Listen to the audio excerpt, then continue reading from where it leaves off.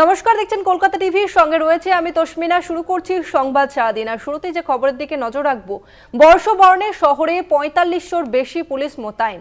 এবছর পুলিশের নজরদারি অত্যন্ত কড়া।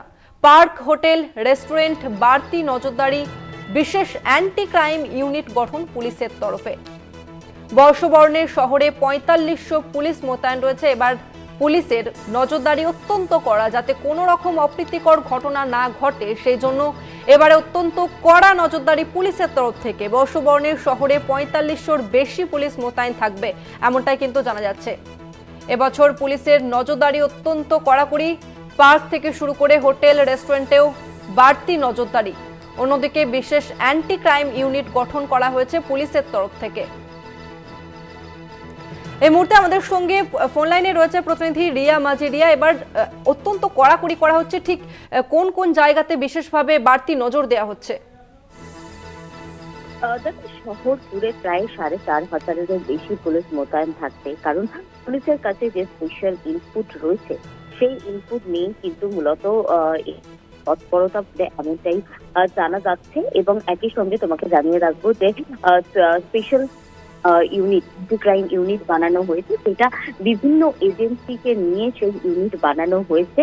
এবং সেই ইউনিট বিভিন্ন যে বিনোদন পার্ক, বিনোদন জায়গাগুলো রয়েছে যেখানে মাস পিপল তারা জয়েন করে, যেমন সেটা পার্ক থেকে আরম্ভ করে বিভিন্ন হোটেল, রেস্টুরেন্ট, পাব সহ বিভিন্ন জায়গাতে কিন্তু এই স্পেশাল অ্যারেঞ্জমেন্ট থাকবে। সেখানে যেমন মহিলা পুলিশ রাখা হবে, সেখানে একই সঙ্গে প্রচুর ফোর্স মোতায়েন রাখা হবে।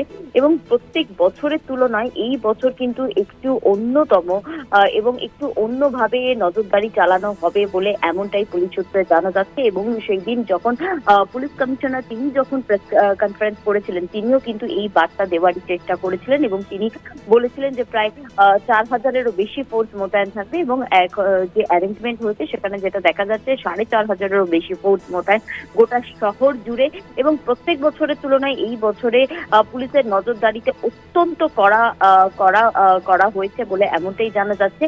এবং যে সমস্ত জায়গাতে মাস গ্যাদারিং থাকে সেই সমস্ত জায়গায় কিন্তু স্পেশাল ইউনিট সেখানে মোতায়েন থাকবে। এবং যেটা তোমাকে জানাচ্ছিলাম যে স্পেশাল অ্যান্টি ক্রাইম ইউনিট বানানো হয়েছে, যেখানে কলকাতা পুলিশের আধিকারিকরা থাকবে এবং তাছাড়াও সমস্ত এজেন্সি থেকে আধিকারিকদের নিয়ে এই টিম বানানো হয়েছে। সেই টিম কিন্তু শহরের বিভিন্ন জায়গায় বিভিন্ন যে পয়েন্টগুলো রয়েছে সেখানে থাকবে।